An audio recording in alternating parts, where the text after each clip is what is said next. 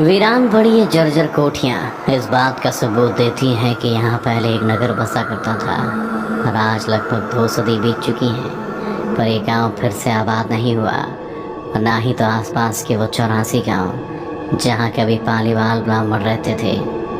वो पालीवाल ब्राह्मण जिससे गांव की मिट्टी समृद्ध हुआ करती थी। तो फिर ऐसा क्या हुआ जो रातों रात ये गांव खाली हो गया? क्यों आज 200 साल बाद भी लोग शाम के 6 बजे के बाद वहां जाने से कतराते हैं? आखिर कुलधरा के इतिहास में ऐसा क्या धंसा जिससे लोग आज भी खौफ खाते हैं? क्यों दिन में भी लोगों को वहां चूड़ियों की खन खन और पायलों की आवाज़ें सुनाई देती हैं? क्या ये सब आप नहीं जानना चाहेंगे? मिल गया। अब तक की कुलधरा की सारी बातें प्रबल अपने मोबाइल के सोशल मीडिया प्लेटफॉर्म पर सुन रहा था। आसपास में बैठे उसके बाकी दोस्त भी उसका चिल्लाना सुन उसकी तरफ आकर्षित हो गए। उसमें से ही एक आदित्य ने उससे कहा, क्या मिल गया ऐसा जो तू चिल्लाने लगा? अरे आदित्य, बता रहा हूँ ना, एक ऐसा कॉन्सेप्ट मिल गया है जिससे हमें एक बड़ा हिट मिल सकता है। जैसलमेर का एक गाँव जहाँ से रातों रात 5000 लोग गायब हो गए थे। अभी प्रबल ने अपनी बात पूरी की थी कि सोया बोल पड़ी। तुम कुलधरा की बात कर रहे हो ना प्रबल? उसकी बात पर प्रबल एकदम रोमांटिक अंदाज में कहता है, yes my dear baby, you got it very right. तभी प्रबल और जोया की बात में खलल देते हुए विवान कहता है, क्या यार, तुम लोग भी पुराने जमाने के गांव में फंसे हो? आजकल ओइजा का ट्रेंड है। इस रूम में बैठे बैठे हम आसपास की आत्माओं से बात कर सकते हैं। अरे विमान, ओइजा से तुम बस एक आत्मा से कम्युनिकेट कर सकते हो, लेकिन कुलधरा के उस खंडर में न जाने कितनी ऐसी आत्माएं मिलेंगी। और अगर नहीं भी मिली तो क्या हुआ? लोकेशन इतनी खतरनाक है कि 2-4 मिलियन व्यूज तो आ ही जाएंगे। प्रबल की इस बात पर आदित्य ने हंसते हुए कहा, वहाँ तुम्हें दिन में क्या ही फुटेज मिलेगा। इसी बीच सोया ने लपकते हुए कहा, पर हम वहाँ रात में भी तो जा सकते हैं ना? ये कहते हुए जोया की आंखों में एक अजीब सी चमक थी, जैसे कि वो कुलधरा जाने को बेताब हो। पर उसकी ये बात सुन के सभी के माथे पे पसीने चमकने लगा, क्योंकि भले ही वो हॉरर कंटेंट बना रहे थे, पर उनमें अभी इतनी हिम्मत नहीं थी कि वो वहाँ जाएं, वो भी रात में जहाँ 2 सदी से कोई भी नहीं गया। और अगर हिम्मत हुई भी तो जाएंगे कैसे? क्योंकि कुलधरा गांव में शाम 6 बजे के बाद किसी को घुसने नहीं दिया जाता है। और जब ये बात प्रबल ने जोया को समझाई तो वो फट्टू कहकर उल्टा उसे ही उकसाने लगी। विवान को लगा यही मौका है जब जोया की नज़र में हीरो बन सकता है, इसीलिए उसने कहा, जोया छोड़ो इन फट्टों को, मैं तो कहता हूँ सिर्फ मैं और तुम चलते हैं और किसी भी तरह अंदर चले ही जाएंगे। विवान की बात सुन प्रबल भी चोरी छुपे कुलधरा गांव में घुसने के लिए मान जाता है, क्योंकि वो नहीं चाहता था कि विवान जोया के थोड़ा भी करीब आए।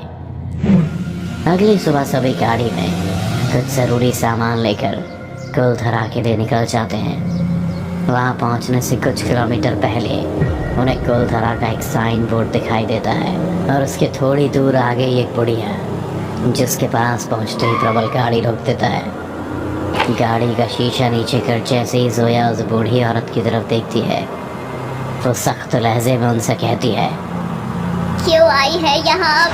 चली जा यहाँ से, तेरी वजह से ये भी मारे जाएंगे।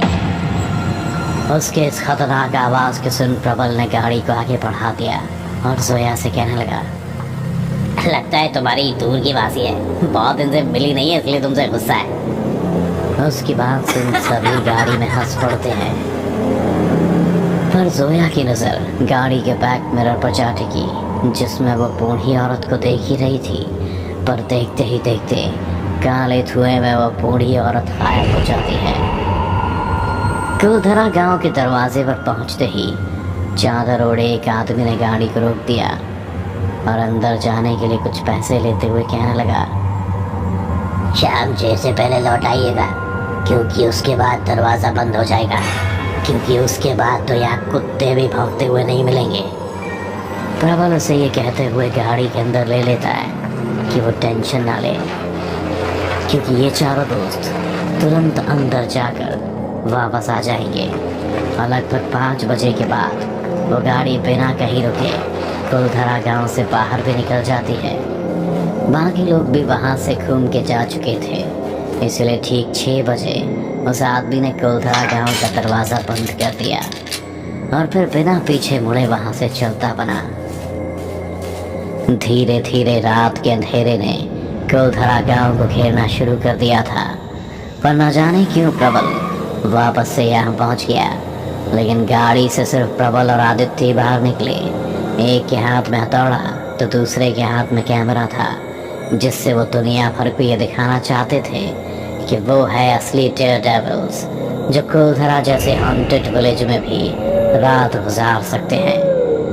इधर वो दोनों दरवाज़ा का ताला तोड़ रहे थे ताकि वहाँ पहुँच सके जहाँ उन्होंने सोया और विवान को छोड़ा था, ताकि वो शाम 6 बजे से उनके पहुँचने तक का शॉट ले सके। उन दोनों ने कुलधरा गांव के अंदर जगह जगह पर कैमरे सेट कर दिए ताकि पूरे रात की एक्टिविटी कैमरे में कैद हो सके। और इधर विवान को भी अच्छा मौका मिल गया कि वो जोया को अपने दिल की बात कह सके, इससे पहले कि वो पूरी तरह से प्रबल की हो जाए।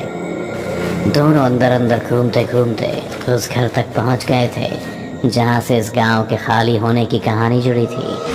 जोया ने जैसे ही इस घर की चौखट पर पांव रखा, हवा का तेज झोंका चलने लगा। बंद अंधेरे कमरे से चमगादड़ों का झुंड निकलने लगा और चौखट पर खड़ी जोया के लहराते बाल ने उसके सुंदर रूप को विकराल बना दिया। वैसे तो विवान इस सभी चीज़ों से खुद डर चुका था, पर जोया के सामने हीरो बनने के लिए वो कहता है, जोया तुम डरना मत, मैं हूँ तुम्हारे साथ। ये कहते हुए उसने जोया का हाथ पकड़ लिया, पर जैसे उसने हाथ पकड़ा जोया बेहोश होकर जमीन पर गिर पड़ी। एक पल के लिए तो विवान के होश उड़ गए और वो उसे जगाने की कोशिश करने लगा, पर जैसे ही उसे यह पता लगा कि जोया सिर्फ बेहोश हुई है तो उसके अंदर का जानवर जाग गया और वह जीन्स टॉप में बेहोश जोया के सुंदर शरीर को ऊपर से नीचे तक निहारने लगा। उसके बगल में लेटकर उसे छूने लगा, पर इससे पहले वो कुछ कर पाता जोया ने एक झटके में अपनी आंख खोली और उठ खड़ी हुई। विवान भी खड़ा होकर उसे समझाने की कोशिश करने लगा कि वो तो बस उसे जगाने की कोशिश कर रहा था। तभी जोया बोली, तुझे क्या लगता है सलीम से ये सब करके तू मुझे पा सकता है? कभी नहीं पा सकता है तू मुझे।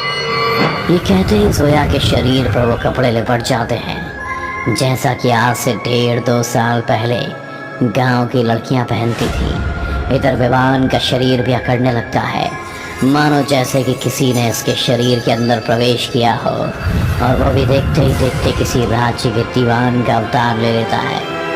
दूसरी तरफ प्रबल और आदित्य भी कुलधरा गांव के अंदर पहुंच गए थे और गांव के मंदिर के पास ही उन्होंने अपना सारा सेटअप लगाया, जहां से वो अपनी सभी वायरलेस कैमरे का लाइव फुटेज देख सकते थे। आदित्य अपने काम में लगा था, पर प्रबल के चेहरे पर अभी भी चिंता की लकीरें खींची हुई थी। एक तो उसे जोया को विवान के साथ छोड़कर जाना पड़ा, और दूसरा कि अब वो बताए हुए जगह पर पहुंचे क्यों नहीं। तभी उसे आइडिया आया कि क्यों ना कैमरे की मदद से देखा जाए कि वो दोनों हैं कहाँ।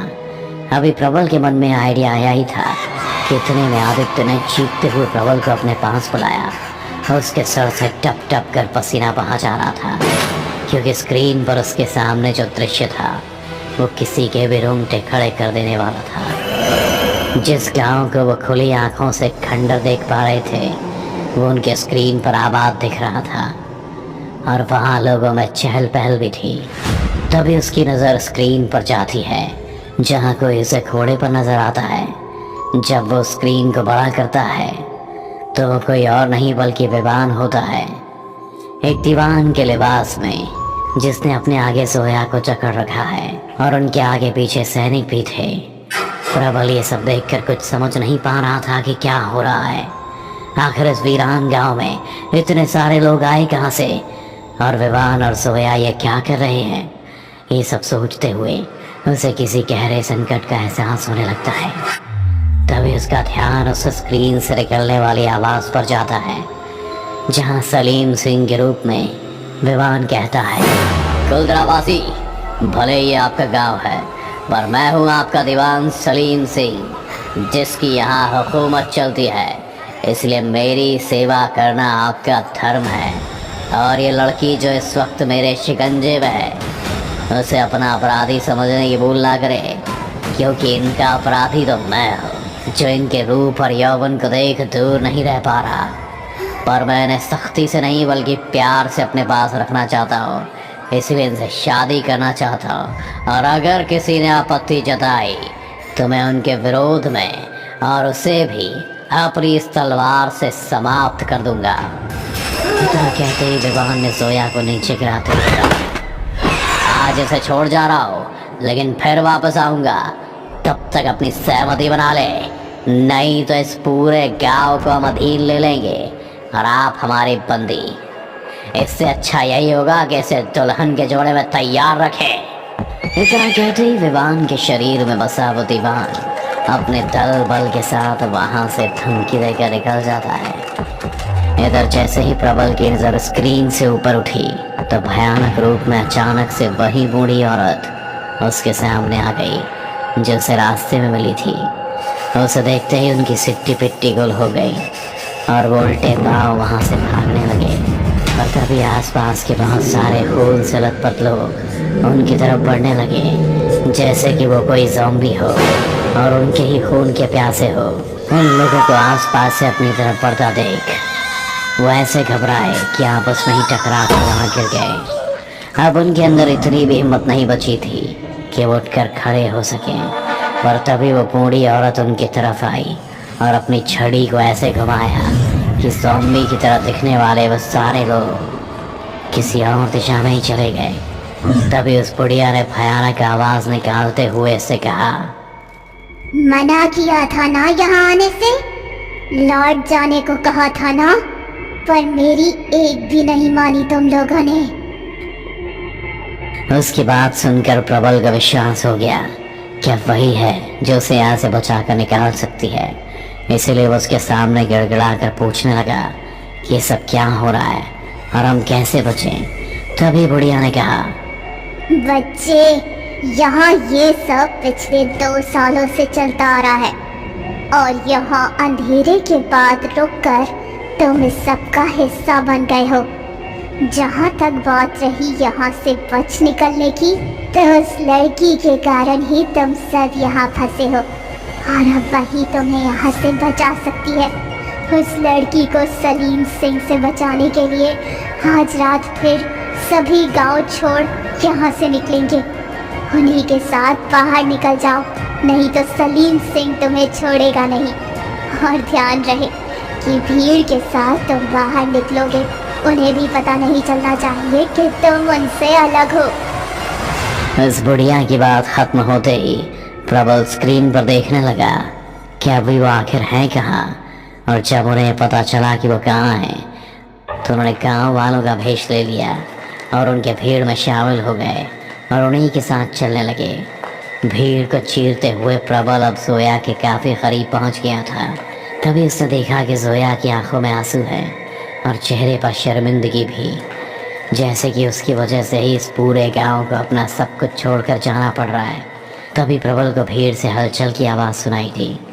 वहाँ पहुंचकर उसने देखा कि आदित्य के हाथ में मोबाइल था और इस अजीब चीज़ को देख गांव वालों को ये पता लग गया कि वो कोई बहरूपिया है या सलीम सिंह का कोई जासूस। इसीलिए उस भूतिया गांव वाले ने एक एक करके उसको मारना शुरू कर दिया। इससे पहले कि प्रबल कुछ कर पाता, आदित्य ने खुद की जान ले ली ताकि प्रबल किसी की नज़र में न आए। दोस्त को मरता देख प्रबल टूटने लगा था, पर गांव वालों को आगे बढ़ता देख उसने अपनी भावना को समेटते हुए एक नज़र अपने दोस्त को देखा और गांव वालों के साथ उसी सुरंग में घुस गया जो इस गांव से बाहर निकलने का रास्ता था। एक एक करके सभी उस सुरंग से बाहर निकलने लगे और सभी की जुबान पर एक ही श्राप था कि जिस मिट्टी को उन्हें छोड़कर जाना पड़ रहा है वहाँ फिर कोई और नहीं बस पाएगा। इधर सुरंग के बाहर तो सभी निकल रहे थे, पर असल में सिर्फ प्रबल और जोया ही बाहर निकल पाए थे। जोया के बाहर निकलते ही वो आत्मा उसके अंदर से निकल गई और वो बेहोश हो गई अब प्रबल उसे संभालने लगा। तभी उसकी नजर उस सुरंग पर गई जो लोहे की सरिये से बंद थी। प्रबल ने जैसे तैसे जोया को संभाला और वहां से निकलने लगा। उसके मन में दुख था कि वह आदित्य को नहीं बचा सका, पर उसने विवान को बचाने की एक भी कोशिश इसलिए नहीं की क्योंकि उसने वो सब भी देख लिया था जो वो बेहोशी की हालत में जोया के साथ करना चाह रहा था। जाते जाते उसने एक नज़र पीछे देखा जहां से वो बूढ़ी औरत दिखी जिसने उसे कहा, अब कभी वापस लौट के मत आना कुलधरा।